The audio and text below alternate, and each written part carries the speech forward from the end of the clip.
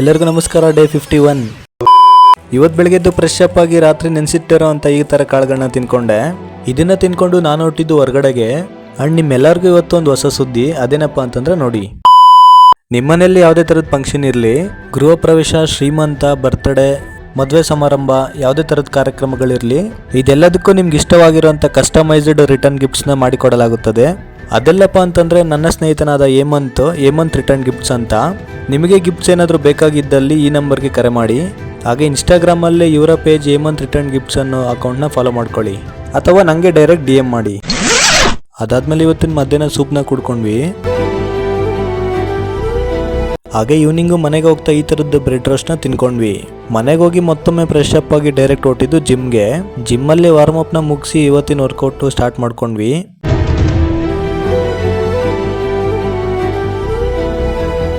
ಇವತ್ತಿನ ವರ್ಕೌಟು ನಾವು ಮಾಡಿದ್ದು ಶೋಲ್ಡ್ರಿಗೆ.